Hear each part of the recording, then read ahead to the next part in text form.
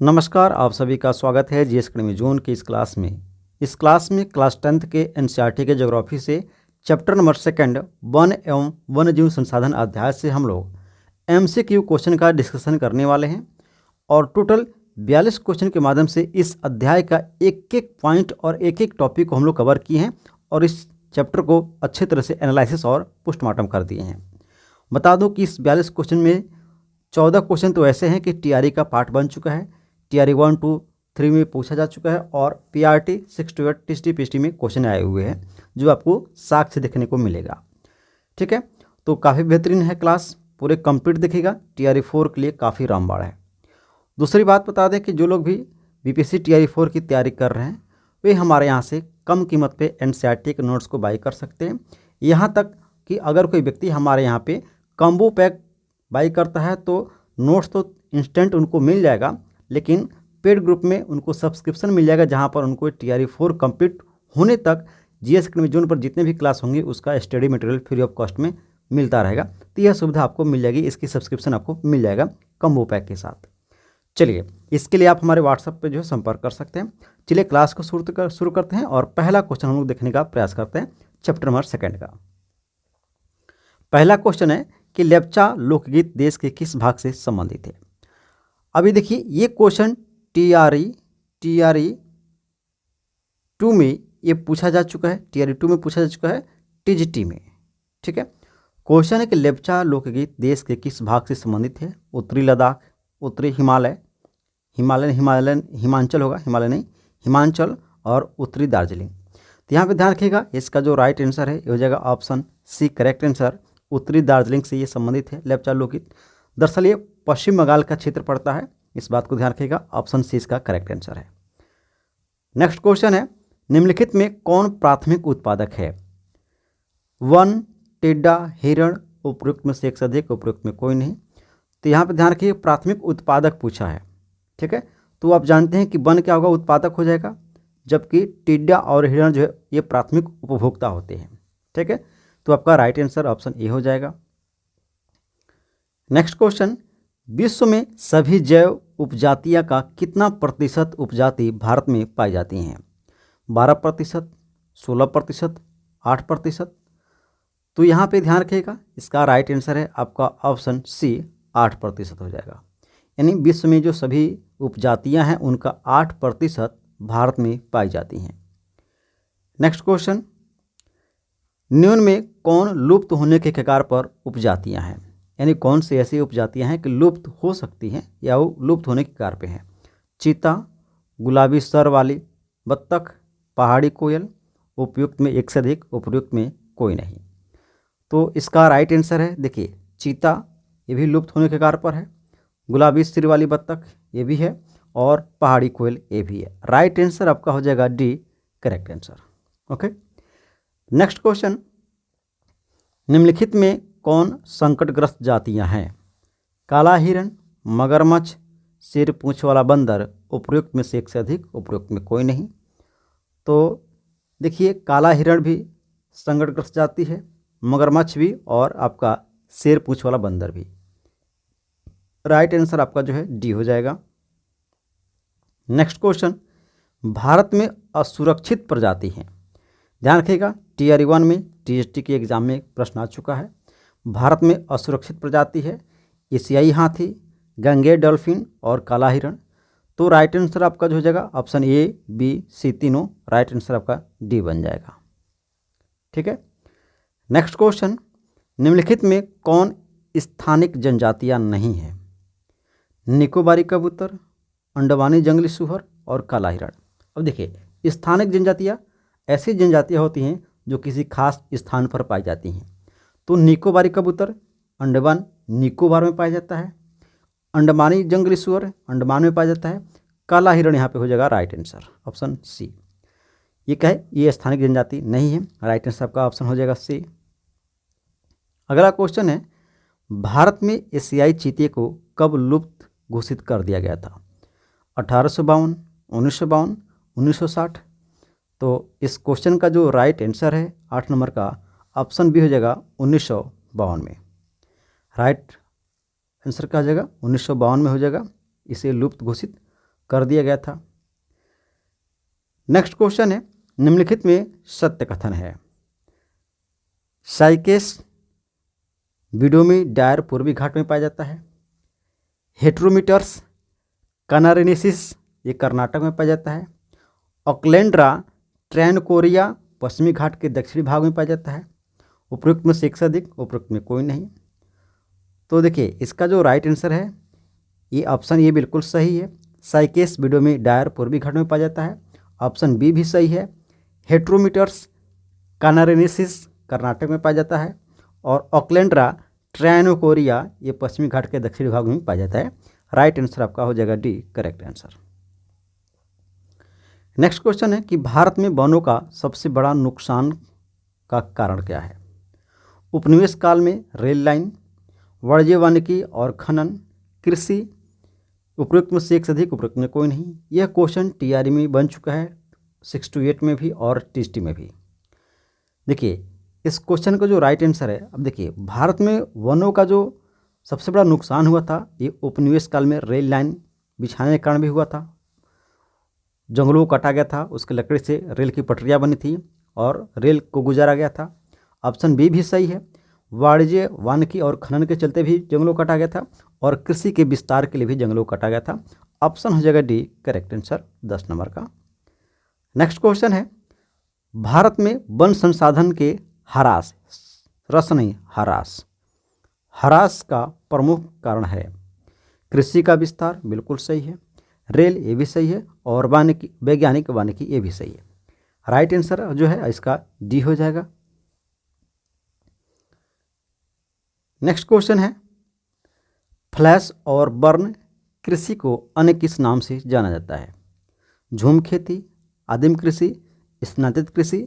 तो देखिए फ्लैश और बर्न कृषि को झूम खेती भी कहते हैं, आदिम कृषि भी कहते हैं और स्नातित कृषि भी कहते हैं। राइट आंसर आपका डी हो जाएगा। अब अलग अलग जगहों पे इसका अलग अलग नाम है, ठीक ना। चलिए नेक्स्ट बात करें तो एकल वृक्ष बड़े पैमाने पर बोई जाने वाली कृषि कहलाती है। एकल वृक्ष बड़े पैमाने पर बोई जाने वाली कृषि कहलाती है। रोपड़, गहन निर्वाह कृषि, व्यावसायिक कृषि, उपयुक्त में से एक से अधिक, उपयुक्त में कोई नहीं। तो देखिए अकेला कोई जो वृक्ष है वह बड़े पैमाने पर अगर बोया जा रहा है तब उसे रोपड़ कहा जाता है। ऑप्शन इसका राइट ये हो जाएगा। और रोपड़ भी एक प्रकार का व्यावसायिक कृषि होता है, इस बात को ध्यान रखिएगा, क्योंकि जो है धन अर्जित करने के उद्देश्य से इसे किया जाता है। ऑप्शन 13 का ये करेक्ट आंसर है। अगला क्वेश्चन है, पश्चिम बंगाल में बुक्सा टाइगर रिजर्व किसके खनन के कारण गंभीर खतरे में है। बॉक्साइट, डोलोमाइट, मैग्नीज, उपयुक्त में से एक से अधिक, उपयुक्त में कोई नहीं। राइट आंसर हो जाएगा ऑप्शन बी।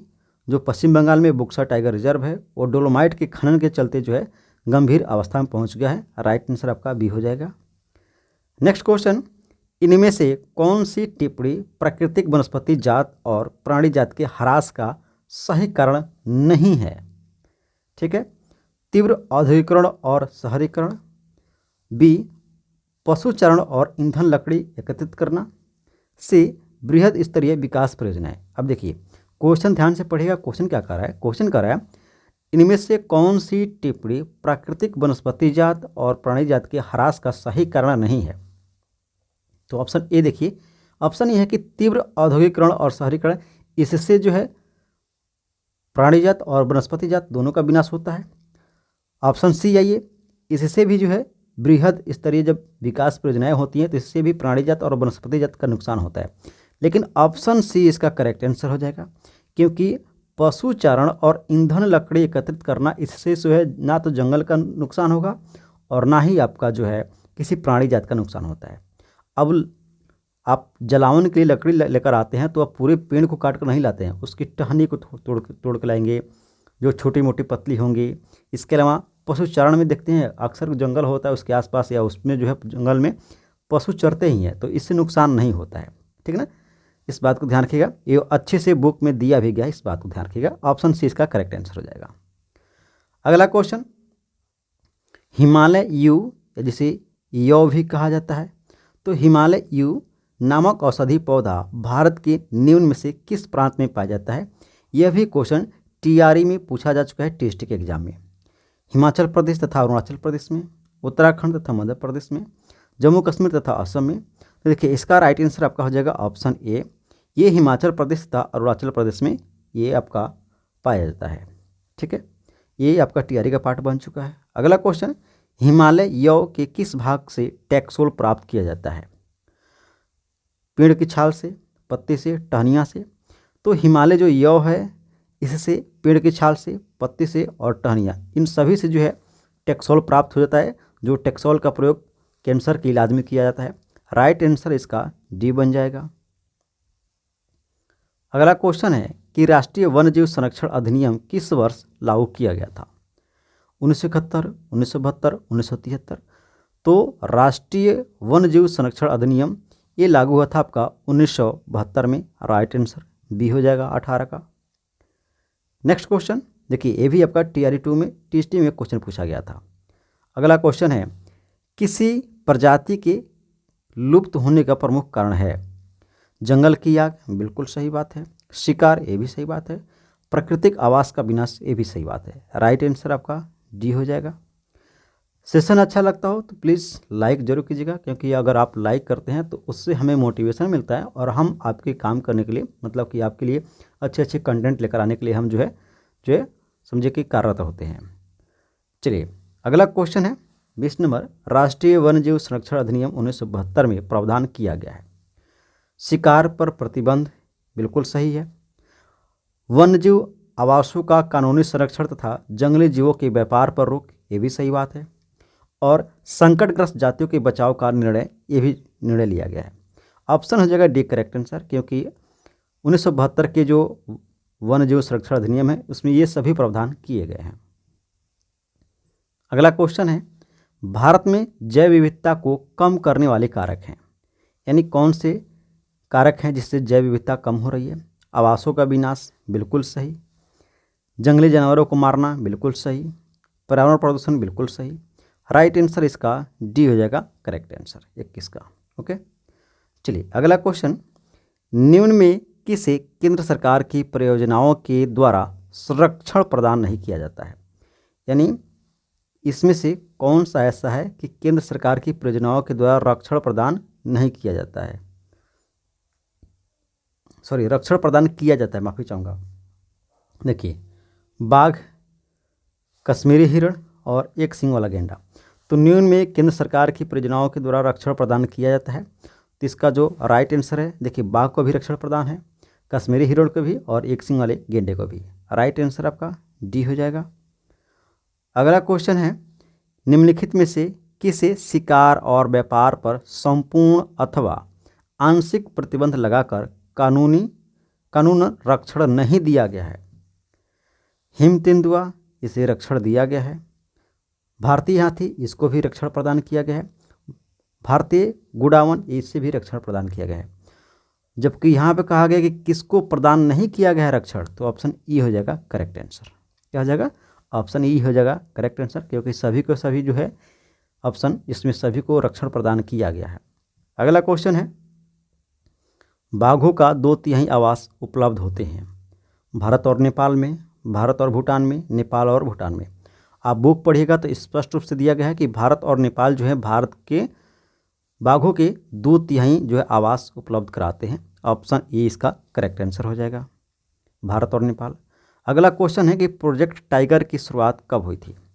1952, 1973, 1968। तो प्रोजेक्ट टाइगर की जो शुरुआत हुई है ये हुई है 1973 में। ऑप्शन बी राइट आंसर है। अगला क्वेश्चन है, निम्नलिखित में कौन बाघ संरक्षण परियोजना नहीं है? वाल्मीकि नगर बिहार, वाल्मीकि नगर जो बिहार में है ये भी बाघ संरक्षण से संबंधित है। जिम कॉर्बेट उत्तराखंड, इसमें भी बाघों का संरक्षण किया गया है। और सुंदरवन पश्चिम बंगाल में जो है इसमें भी बाघों का संरक्षण किया गया है। ऑप्शन हो जाएगा डी करेक्ट आंसर। एक मिनट, माफ़ी चाहूँगा, कर किसमें परियोजना नहीं है? माफ़ी चाहूँगा यहाँ पे देखिए, वाल्मीकि नगर, जिम कॉर्बेट और सुंदरवन, सब इन तीनों जगह पर जो है बाघों का संरक्षण किया गया है। तो इसका राइट आंसर आपका ऑप्शन ई हो जाएगा। ऑप्शन ई हो जाएगा करेक्ट आंसर। ठीक है, माफ़ी चाहूँगा यहाँ पे मैं मिस्टेक कर रहा था। चलिए अगला क्वेश्चन है, निम्नलिखित में कौन सा भारत में बाघों का जो है आरक्षित क्षेत्र नहीं है। देखिए TRE 2 में PRT में पूछा गया है। निम्नलिखित में कौन भारत में बाघों का आरक्षित क्षेत्र नहीं है? मध्य प्रदेश में बांधवगढ़ राष्ट्रीय उद्यान बिल्कुल है। पश्चिम बंगाल में सुंदरबन राष्ट्रीय उद्यान बिल्कुल है। और आपका उत्तराखंड में जिम कॉर्बेट बिल्कुल है। आपका राइट आंसर हो जाएगा ई करेक्ट आंसर, यानी उसी क्वेश्चन को जो है TRE में पूछा गया है इसको, ठीक है। ई भी इसका राइट आंसर हो जाएगा। अगला क्वेश्चन, बांधवगढ़ राष्ट्रीय उद्यान किस राज्य में है? ये आपका TRE 2 में TGT में पूछा गया है। उत्तर प्रदेश, मध्य प्रदेश, राजस्थान। मध्य प्रदेश राइट आंसर हो जाएगा, क्योंकि बांधवगढ़ जो है मध्य प्रदेश में ही पाया जाता है, ठीक है। चलिए अगला क्वेश्चन देखते हैं, 29 नंबर। पौधे के 6 प्रजातियों को पहली बार कब रक्षित जातियों में शामिल किया गया? 1980, 1986, 1991। तो इसका सही उत्तर है ऑप्शन सी 1991। 1991 में जो है पौधे की 6 जातियों को भी जो है रक्षित जातियों में शामिल कर लिया गया। अगला क्वेश्चन, सर्वाधिक मूल्यवान वन माना जाता है आरक्षित वन को, रक्षित वन को, अवर्गीकृत वन को? तो ऑप्शन ए इसका सही उत्तर है। आरक्षित वन को सर्वाधिक मूल्यवान वन माना जाता है और यहाँ पे जो है वर्जित होता है, कोई भी व्यक्ति इसमें प्रवेश नहीं कर सकता है। अगला क्वेश्चन देखा जाए, 31 नंबर। वन विभाग के अनुसार देश के कुल वन क्षेत्र का कितना प्रतिशत हिस्सा रक्षित वन है? 2/3, 1/3, 1/4? तो इसका जो सही उत्तर है ये हो जाएगा 1/3, यानी 1/3 जो वन का जो भाग है ये रक्षित वन के अंतर्गत आता है। इस बात को ध्यान रखिएगा। कुल वन क्षेत्र के कितना प्रतिशत हिस्सा रक्षित है, ठीक है। चलिए अगला क्वेश्चन देखा जाए, निम्नलिखित में रक्षित वन कहाँ पाया जाता है? रक्षित वन कहाँ पाया जाता है? बिहार, हरियाणा, हिमाचल प्रदेश? तो इसका जो उत्तर देखा जाए तो ऑप्शन ए सही है। बिहार में रक्षित वन पाया जाता है, हरियाणा में भी पाया जाता है और हिमाचल प्रदेश में भी पाया जाता है। राइट आंसर हो जाएगा D correct answer. Next question, सर्वाधिक वन क्षेत्र किस राज्य में पाया जाता है? सर्वाधिक ध्यान रखिएगा, सर्वाधिक वन क्षेत्र, प्रतिशत नहीं पूछ रहा है, वन क्षेत्र पूछ रहा है। सर्वाधिक वन क्षेत्र किस राज्य में पाया जाता है? अरुणाचल प्रदेश, मेघालय, मध्य प्रदेश? तो अब जानते हैं इसका सही उत्तर हो जाएगा मध्य प्रदेश। मध्य प्रदेश का अधिकतर जो क्षेत्र है ये सबसे ज़्यादा एरिया कवर करता है मध्य प्रदेश में वन, तो राइट आंसर आपका सी हो जाएगा। अगला क्वेश्चन हो गया 34 नंबर। राजस्थान के किस जिले में 5 गांव के लोगों ने 1200 हेक्टेयर वन भूमि भैरवदेव डकाऊ सेंचुरी घोषित की है? यानी क्वेश्चन है कि राजस्थान के कौन सा ऐसा जिला है जहां के 5 गांव के लोग ने 1200 हेक्टेयर वन भूमि को भैरवदेव डकाऊ सेंचुरी के नाम से घोषित कर दिया है? अलवर, जैसलमेर, बीकानेर? राइट आंसर आपका ऑप्शन ए हो जाएगा अलवर में, ठीक है। राजस्थान के अलवर में ऐसा हुआ है। आपका 34 का ए करेक्ट आंसर हो गया। अगला क्वेश्चन है 35 नंबर। किसके परिणामस्वरूप रासायनिक उर्वरक के प्रयोग के बिना भी विविध फसल उत्पादन आर्थिक रूप से संभव हो पाया है? बीज बचाओ आंदोलन, नवधान्य आंदोलन और तवा मत्स्य संघ? तो इसका जो सही उत्तर है ये हो जाएगा आपका ऑप्शन जो है डी करेक्ट आंसर, क्योंकि ऑप्शन ए और बी दोनों सही है, ठीक है ना। ऑप्शन डी इसका करेक्ट आंसर है। और बता दो कि वो क्वेश्चन जो है TRE 3 में आपका 6 to 8 में पूछा जा चुका है। अगला क्वेश्चन, संयुक्त वन प्रबंधन के लिए प्रथम प्रयास किस राज्य ने किया था? ये भी आपका एग्जाम का पार्ट बन चुका है, ठीक है। ये भी एग्जाम का पार्ट बन चुका है। तमिलनाडु ने, उड़ीसा ने, बिहार ने? तो ये जो है उड़ीसा ने प्रयास किया था। राइट आंसर आपका ऑप्शन बी हो जाएगा। अगला क्वेश्चन, निम्नलिखित में से कौन सा आंदोलन भारत में वनों की कटाई और सामुदायिक नवीकरण की सुरक्षा से संबंधित है? बीज बचाओ आंदोलन, नवधान्य आंदोलन, चिपको आंदोलन? देखिए TRE 3 में 6 to 8 के एग्जाम में क्वेश्चन आ चुका है और इस क्वेश्चन का जो राइट आंसर है ऑप्शन हो जाएगा सी करेक्ट आंसर है। अब जानते हैं कि वनों की कटाई से सुरक्षा के लिए चिपको आंदोलन शुरू हुआ था, जहाँ पे जो महिलाएं थी वो पेड़ों से चिपक जा रही थी और उसकी सुरक्षा प्रदान कर रही थी। ऑप्शन सी इसका सही उत्तर है। अगला क्वेश्चन है, निम्नलिखित में से किस संरक्षण रणनीति में सीधे तौर पर सामुदायिक भागीदारी शामिल नहीं है? ये भी TRE 2 में TGT के एग्जाम में क्वेश्चन आ चुका है। संयुक्त वन प्रबंधन, बीज बचाओ आंदोलन और वन्य जीव अभ्यारण्य का सीमांकन। तो इस क्वेश्चन का जो राइट आंसर है ऑप्शन हो जाएगा सी, वन्य जीव अभ्यारण्य का सीमांकन। इसमें किसी भी जो है व्यक्ति का या समुदाय का जो है भागीदारी शामिल नहीं किया जाता है, ये गवर्नमेंट का मामला है। ऑप्शन हो जाएगा C correct answer. Next question, Chota Nagpur क्षेत्र के मुंडा और संथाल जो जनजातियां होती हैं निम्नलिखित में से किस पेड़ की पूजा करती हैं? इमली, आम, कदम। उपयुक्त में 6 अधिक, उपयुक्त में कोई नहीं। TRE 1 में PRT के एग्जाम में क्वेश्चन आ चुका है। इसका राइट आंसर क्या होगा? तो आपका राइट आंसर हो जाएगा ऑप्शन सी कदम। आप जानते हैं कि जो कदम होता है इसकी जो ये पूजा करते हैं। अगला क्वेश्चन है, छोटा नागपुर क्षेत्र के मुंडा और संथाल जातियाँ किस पेड़ की पूजा करते हैं? आम, इमली, महुआ। तो देखिए ये भी TRE 2 में TGT के एग्जाम में पूछा गया है। तो इसका सही उत्तर है आपका जो है 40 का ऑप्शन सी महुआ का। ठीक है, यानी छोटा नागपुर क्षेत्र के जो मुंडा और संथाल जनजातियाँ हैं ये महुआ और आपका जो है कदम की पेड़ का पूजा करती हैं। अगला क्वेश्चन है, उड़ीसा और बिहार की जनजातियाँ शादी के दौरान किस पेड़ की पूजा करती हैं? तो उड़ीसा और बिहार की जो जनजाति है शादी के दौरान ये आम, इमली, महुआ किसकी पूजा करती है? तो इसका राइट आंसर है, देखिए ऑप्शन हो जाएगा डी करेक्ट आंसर, क्योंकि ये आम और जो है इमली की पूजा करती हैं। ठीक ना, ऑप्शन हो जाएगा आपका डी करेक्ट आंसर। अगला क्वेश्चन हो गया, राजस्थान के बिश्नोई गांव के आसपास किस गांव के झुंड देख सकते हैं? किस जीव के झुंड देख सकते हैं? तो राजस्थान की जो बिश्नोई गांव है उसके आसपास कौन सा जीव देखने को मिलेगा? काला हिरण बिल्कुल सही, नीलगाय बिल्कुल सही, चिंकारा बिल्कुल सही। ऑप्शन हो जाएगा डी करेक्ट आंसर। तो ये कुछ आपके जो है क्वेश्चन थे चैप्टर 2 से पूरा कंप्लीट। और हाँ, चैनल पर नए हैं तो चैनल को सब्सक्राइब कर दीजिएगा और टेलीग्राम से जुड़ना ना भूलें। जिस में जोन टेलीग्राम आप सर्च करके वहाँ से जुड़ जाइएगा और वहाँ पर कुछ नोट्स आपको फ्री ऑफ कॉस्ट में मिलता रहेगा। जो लोग BPSC TRE 4 की तैयारी कर रहे हैं वो हमारे यहाँ पे जो है नोट्स NCERT को ले सकते हैं। Thank you.